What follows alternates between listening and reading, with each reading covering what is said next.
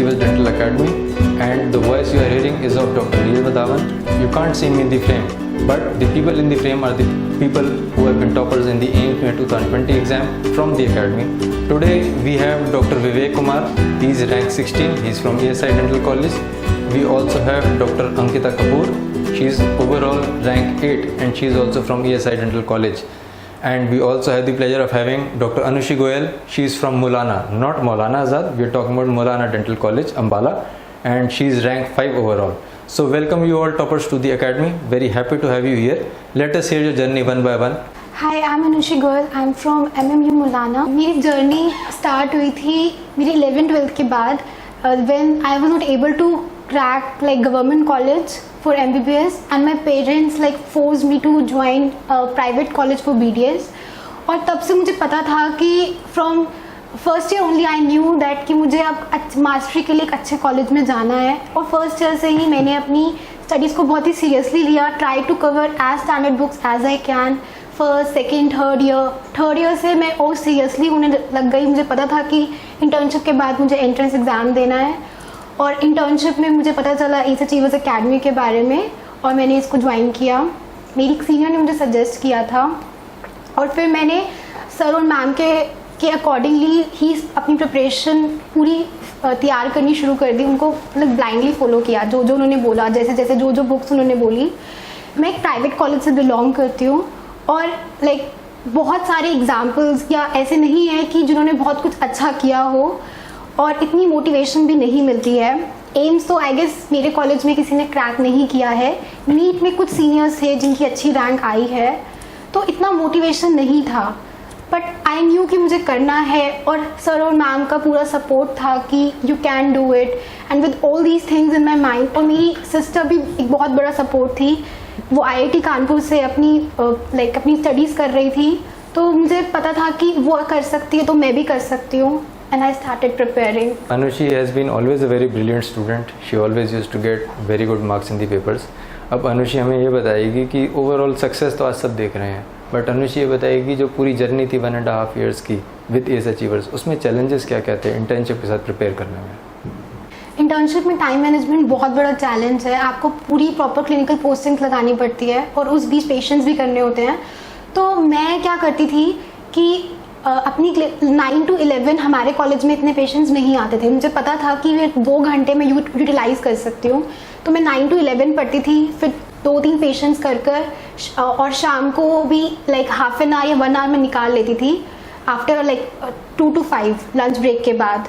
और उसके बाद फिर मैं हॉस्टल पहुँच कोशिश करती थी कि एटलीस्ट 2-3 hours में निकाल लूँ.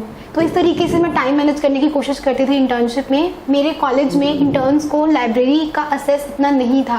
काफ़ी रूल्स रेगुलेशंस थे. लाइब्रेरी में जाना में काफ़ी रिस्ट्रिक्शंस थी. तो मैं कुछ और तरीके से या फिर झूठ बोलकर सिक लीव्स लेकर चली जाती थी. मैं एस अचीवर्स के सारे टेस्ट बहुत ही जुडिशियसली देती थी. उसके बाद मैं देखती थी कि मेरे कौन कौन से क्वेश्चन गलत हुए हैं, उनको रीएनालाइज करती थी. उन टॉपिक्स को फिर से जाकर देखती थी कि कहाँ कमी रह गई. बिकॉज जो पेपर्स होते थे वो पूरे प्रॉपर स्टैंडर्ड बुक से होते थे, उनकी लाइंस में से क्वेश्चंस बनते थे. मैंने एस अचीवर्स के सारे टेस्ट बहुत ही ईमानदारी से दिए, शुरू से लेके एंड तक पूरे टाइम टेबल को बहुत अच्छे से फॉलो किया. हर टेस्ट के बाद मैं उन क्वेश्चंस को भी बहुत अच्छे से देखती थी जो मेरे गलत होते थे. लाइक फर्स्ट डे से मैंने अकेडमी को ज्वाइन कर लिया था, जो हमारा फुल कोर्स बैच था, और उसको मैंने फुल ईयर लाइक 1.5 साल तक मैं उसको कंटिन्यू रखा और मैं करती गई. फिर मैं नवंबर एम्स में मेरी 24 रैंक आ गई. देन वो मेरे लिए काफ़ी बूस्टिंग था कि मैं सही ट्रैक पर जा रही हूँ, मैं अच्छा कर रही हूँ, मैं नीट में भी अच्छा कर पाऊँगी. बट नीट में मेरी 277 रैंक आई. वो मेरे लिए कंप्लीट शॉक था कि मतलब मैं उसमें अच्छा नहीं कर पाई. मुझे पता था कि मुझे कुछ ना कुछ तो मिल जाएगा, पर एक अच्छी गवर्नमेंट कॉलेज, एक अच्छी ब्रांच तो नहीं मिल पाएगी. और फिर मेरी सेकंड काउंसलिंग भी छूट गई थी. पर मुझे पता था कि मुझे करना है, प्रिपेयर करना है, अच्छे कॉलेज में पढ़ना है. मैंने अपनी प्रिपरेशन को कंटिन्यू रखा. मैंने मैम से बात करी, सर से बात करी, उन्होंने मुझे बहुत मोटिवेट करा और मैंने एम्स में के लिए प्रिपेयर मैं करती रही. और कोरोना की वजह से हमारा एग्ज़ाम भी पोस्टपोन हो गया था, तो मुझे वो 1 month एक्स्ट्रा गोल्डन पीरियड मिल गया था जिसमें मैं फिर से रिविजन भी कर पाई. And I gave my exam. After the NEET result, Anushi continued with us in the refresher series for AIMS May 2020. And let us hear from Anushi herself what were the specific points which she liked about the refresher series, how she was benefited. Refresher series में बहुत ही quick revision की ज़रूरत थी, बहुत ज़्यादा time span नहीं था, तो रेट्रोस्पेक्टिव स्टडी करने की ज़रूरत थी। मतलब ज़्यादा से ज़्यादा एमसीक्यूज़ और जो आपके सब्जेक्ट्स वीक हैं, जो आपके टॉपिक्स वीक हैं, सिर्फ उन पर फोकस करना, क्योंकि आप सारा सिलेबस सब कुछ नहीं कर सकते थे उस पर्टिकुलर टाइम स्पैन में। तो जितने भी एसआर एग्ज़ाम्स थे, जितने भी मॉक टेस्ट थे, जितने भी एकेडमी की साइट्स पर जितने भी एग्ज़ाम्स थे, मैंने वो सारे एग्ज़ाम्स दिए। मैंने जितनी भी मेरे पास एमसीक्यू बुक्स थी, उन सबको सर की बुक थी, वो सब के एमसीक्यूज़ करे, और फिर मैं देखती थी कि मेरे कौन से टॉपिक्स वीक हैं, क्या चीज़ें हैं जो मुझे याद नहीं आ रही है, जो बहुत ही ट्रिवियल सी हैं, छोटी छोटी चीज़ें हैं पर याद नहीं आ रही हैं, उनको फिर से रिवाइज़ करने की ज़रूरत है। बहुत सारे ऐसे स्केल्स, बहुत सारी ऐसे चीज़ें जो होती ईजी हैं बट आप भूल जाते हैं, उनको बार बार जाके रिवाइज़ करा। सो अनुषी ने रैंक 5 लाके एम्स में हिस्ट्री तो क्रिएट कर ही दी है अपने लेवल पे। अब let us hear from Anushi whom all she wants to thank at the end of the interview. First of all I want to thank God, ma'am and sir, जिनके बिना ये पॉसिबल ही नहीं था। मैं अपनी सिस्टर को थैंक करना चाहती हूँ, जो मेरे लिए बहुत बड़ी मोटिवेशन थी। जब भी मैं लो फील करती थी, मैं अपनी बहन और मैम को ही बात करती थी कि मतलब मुझसे नहीं हो पा रहा है। मैं अपनी पेरेंट्स को थैंक्स करना चाहती हूँ, अपनी टीचर्स, अपने फ्रेंड्स को थैंक करना चाहती हूँ, और जो भी बच्चे जो इसके लिए प्रिपेयर कर रहे हैं उन सबको मैं ऑल द बेस्ट करना चाहती हूँ। If I can do it, you can definitely do it. This is very much doable. Thank you so much. Thank you very much to Anushi for choosing ACE Achievers. We are proud of you. Now we'll move to our other topper, Dr. Ankita Kapoor. She is rank 8 and she is from ESI Dental College, and now she will start sharing her experience and her journey. Hello, I am Ankita Kapoor. I am from ESIC Dental College, Rohini. I started preparation during my internship, but it was not a very good guided preparation. I gave my first attempt in NEET in 2018 and I got a rank of 2900. Then I started again preparing for the next year, and I called Akshika ma'am in January, and she asked me that to continue with the preparation with a full course batch and not a refresher batch, because she felt that I had some loopholes in my preparation which will be better taken care of in the full course than in the refresher series. So I continued with my preparation in that year, and I cleared NEET 2019 with a rank of 162, but I was not very satisfied with that rank, although it is a good rank.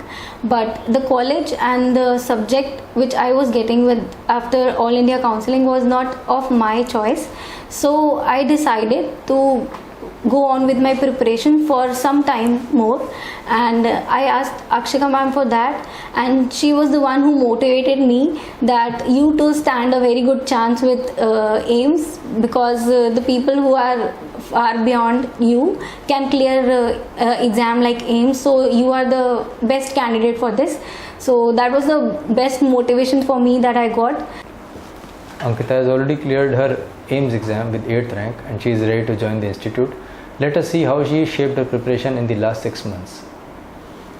During the last 6 months, my main focus was more on the MCQs than in the theory part, because the theory part more or less I covered for the NEET exam, and I did as many MCQs I could from Neeraj sir's book, and the test papers, ACE test papers and the SR papers. I solved each paper of one of them at least twice or thrice, so that I am thorough during my preparation, and even on the day of the exam I was confident that I have solved as many tests as possible and I can do my best at this level.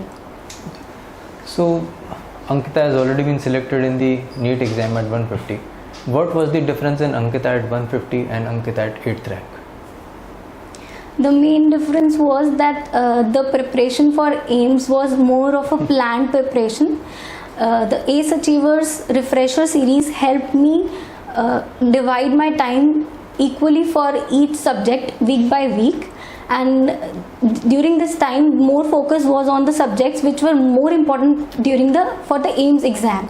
So this was the part which was very helpful from the academy side, and this is the main thing that was lacking for the NEET, I feel. Last words from Dr. Ankita, her thanksgiving and her motivational message to all the students.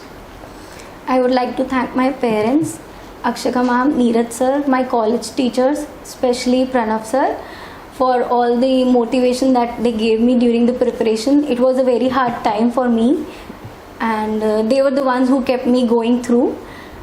and it was only because that they believed in me that I could do it. Then I am here, sitting here in front of you, and I feel that if you have the confidence in you, then you can definitely crack an exam, any exam. Now we'll move to Dr. Vivek Kumar. He's also from ESI and you already know he's ranked 16.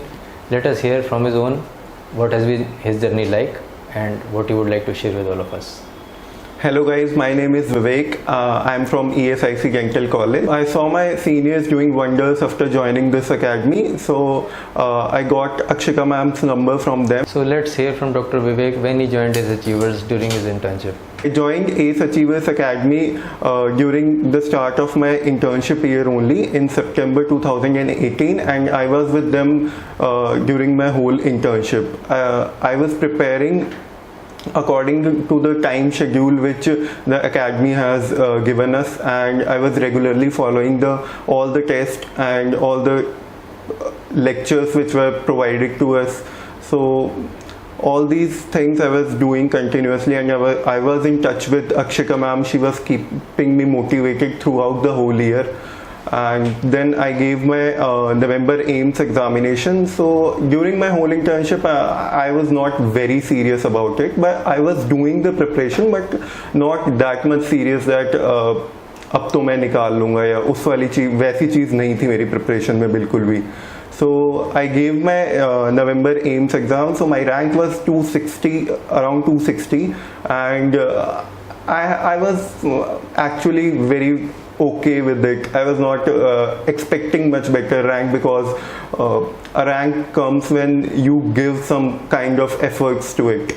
So if I see in retrograde the amount of efforts I put into the preparation, then I feel it was very justified to get that rank. So after my AIMS 260 rank, I was kind of sure and I will crack NEET examination. I have one more month to go. So I started preparing again. I was finishing my final finishing of subjects. I was doing that. But after the NEET results came, it came as a shocker that in AIMS examination, which I was thinking कि यार AIMS तो पहली बार में किसी का होता ही नहीं है. So there I was getting a 260 rank, and then suddenly in AIMS NEET examination I was down to 500. So I was quite demotivated. Then I made a list of questions which I got wrong, and then I analyzed the whole thing, that what went wrong in my preparation. Then I came to this conclusion that all the easier questions which I had got wrong. So the journey of Dr. Vivek, after the bad result in NEET, it came as a shocker to him, and for some time he lost his way. Let's hear from him what he has to say. So after the NEET examinations, I was expecting a much better rank, but preparation में थोड़ी कमी रह गई थी कहीं कहीं बीच में, जो मैंने फिर एनालाइज किया. फिर मुझे लग रहा था कि मैंने ये सोच रखा था कि फर्स्ट अटेम्प्ट में निकालना है, अब ड्रॉप में करूँगा नहीं. सो आई वाज थिंकिंग कि प्राइवेट कॉलेज में ले लेता हूँ, ज़्यादा बेटर रहेगा. सब लोग भी यही बोल रहे थे, काफ़ी लोगों से बात की कि एमजीएस सब बराबर है, कहीं से भी कर लो. सो बीच में ये भी आ रहा था कि ड्रॉप करके डेंटिस्ट्री पे इतना टाइम क्यों वेस्ट करना, उससे अच्छा कुछ एमबीए या आईएएस वगैरह कर लो, कम से कम पैकेजेस तो अच्छे होते हैं. So then I talk to Akshika ma'am. So she motivated me that you should not go there. You have invested a year in this preparation, and you should try for AIMS May examination. So I think my life changed at that moment only, because अगर मैंने Akshika ma'am से बात नहीं की होती तो मैं शायद IAS या किसी और फील्ड में जा चुका होता. एंड सेकेंडली आई फील जो होता है अच्छे के लिए होता है. अगर मैं नीट में मेरी रैंक आ चुकी होती, थोड़े दिनों पहले काउंसलिंग में मैं देख रहा था कि 470 रैंक को ओपी मिल रखी थी जीडीसी अहमदाबाद में. सो आई वाज थिंकिंग कि एक क्वेश्चन ठीक हो जाता तो काश मुझे जीडीसी अहमदाबाद में ओरल पैथ मिल जाती. So that was the thing, जो होता है अच्छे के लिए ही होता है. God has different plans for us. After that, Vivek again got motivated and he continued with us in the refresher series. Vivek will tell us how the series benefited him in the preparation. So after NEET and AIMS I was quite sure कि अभी उतने efforts मैंने दिए ही नहीं है, जो rank लाने के लिए एक चाहिए होते हैं। सो प्रिपरेशन मेरी जो थी वो काफ़ी ग्रॉस थी, एक फाइनल फिनिशिंग की ज़रूरत, पॉलिशिंग की जो ज़रूरत होती है वो थी मुझे, तो वो मुझे रिफ्रेशर सीरीज से ही मिलनी थी, because it is a very short course and जितने भी लूप होल्स या पॉट होल्स कह सकते हो प्रिपरेशन में मेरी थे, वो सारे कवर हो गए उस पूरी रिफ्रेशर सीरीज में मेरे। Now Vivek will tell us what he liked about the academy. सो हमारी जो एकेडमी, आई थिंक हमारे पास काफ़ी ज़्यादा एक एज होता है दूसरे बच्चों से जो एक क्लासरूम कोर्स ज्वाइन कर रखा है। इंटर्नशिप ईयर में तुम 4 बजे पूरे पेशेंट्स वगैरह करके, अगर गवर्नमेंट कॉलेज से हो तो पेशेंट लोड भी इतना ज़्यादा होता है, तो मुझे नहीं लगता कि पूरे वीक कॉलेज में रहे, फिर उसके बाद वो जाके सैटरडे संडे 8 आवर्स तक बैठ के वहाँ पे नोट्स बनाए या फिर पढ़ाई कर पाए, तो उतना टाइम मिल नहीं पाता। सो मेरे को भी स्टार्टिंग में काफ़ी लगता था कि मैंने अगेन अक्षिका मैम से बात की थी, मैंने किसी से सुना था कि नोट्स बनाने होते हैं, मेरे पास तो नोट्स ही नहीं है, मेरा कैसे सिलेक्शन होगा। सो Akshika ma'am again told me कि ऐसा कुछ नहीं है, तुम नोट्स वोट्स नहीं, जो एकेडमी करा रही है वो करते रहो, सिलेक्शन खुद पे खुद होगा। सो मैंने बस रिलीजियसली अपनी जो एकेडमी थी उसी को फॉलो किया एंड रिजल्ट आपके सामने ही है। सो कुछ सब्जेक्ट्स मुझे लगता है कि हमारी एकेडमी में इतने ज़्यादा अच्छे पढ़ाए जाते हैं वो कोई नहीं पढ़ा सकता। जैसे नीरज सर ऑर्थो और पीएचडी नीरज सर पढ़ाते हैं, वो कोई पीएचडी वाला पर्सन भी इतना अच्छा बायोस्टैट नहीं पढ़ा सकता जितना नीरज सर बायोस्टैट अच्छा पढ़ाते हैं। आज तक मेरा कोई क्वेश्चन बायोस्टैट का गलत नहीं हुआ है जब से मैंने नीरज सर के नोट्स लिख लिए थे। सो मेरी आई थिंक जर्नी में ज़्यादा हाथ नीरज सर अक्षिका मैम का है, क्योंकि बाकी लोग तो मेहनत और भी कर रहे हैं, ऐसा नहीं है, हर किसी को एम्स ही चाहिए होता है या सबका ड्रीम यही होता है कि मेरा सिलेक्शन हो जाए कहीं या हो जाए, तो मेहनत तो हर कोई कर रहा है। मेन तुम्हारी गाइडेंस होती है, कितने सारे कोचिंग सेंटर्स है जिसमें इतने सारे बच्चे आ रहे हैं, और क्लासरूम कोर्स में तो इतने बच्चे होते हैं, तुम्हारे 200 बच्चे एक क्लास में बैठे होते हैं। तो ऑनलाइन में तो हमारे पास इतना ज़्यादा बढ़िया है कि दूसरा मैम और सर तो इंडिविजुअल्स पे भी काफ़ी फोकस करते हैं कि कौन अच्छा कर रहा है, तुम्हारे मार्क्स कम जा रहे हैं या ज़्यादा आ रहे हैं, तो वो they keep on motivating you with time. So वो मुझे लगता है कि वो हमारे पास एक एज है। दूसरा, अभी कोरोना हो गया था तो सारी जितनी भी एकेडमीज थी सब बंद हो गई थी, तो हमारे पास तो बहुत अच्छा ऑप्शन था, हम तो पहले से ही स्टार्टिंग से ऑनलाइन से ही पढ़ रहे थे, तो वो चीज़ हमें मुझे लगता है काफ़ी एक बेनिफिट वाली चीज़ हो गई थी हमारे लिए। Now Vivek will tell us whom all he wants to thank for his success apart from his achievers. So I would like to thank God, my parents and Akshika ma'am and Neeraj sir, because उनके बिना तो मैं कभी कोई और academy join कर ली होती, कोई फील्ड ही मैंने चेंज कर लिया होता। But thanks to them I kept on doing this only, and my college teachers, specifically Harpreet sir and Pranav sir, and my seniors, because मुझे लगता है सीनियर्स ही जो होते हैं उन्हीं को देख के तुम आगे बढ़ते हो। सो हमारे कॉलेज में तो जितने भी सीनियर्स हैं सब एस अचीवर्स से ही थे।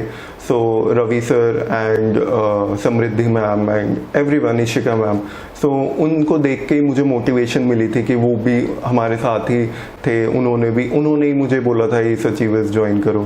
So all these people somehow directly, indirectly, they have a role in my success, and I would like to specifically mention Deepika ma'am and Harsha Popli ma'am, because both of them had been very supportive of me throughout the year. So last motivational words from Vivek for all the students and all the guys out there. So I think जितने भी लड़के हैं उनके लिए मैं specifically बोलूँगा, लड़कियां बहुत पढ़ती हैं, अभी भी देख लो तुम सारे टॉप 20 जितनी रैंक्स आई हैं उसमें सारी लड़कियां ही हैं। सो मज़े करते रहो, खेलते रहो।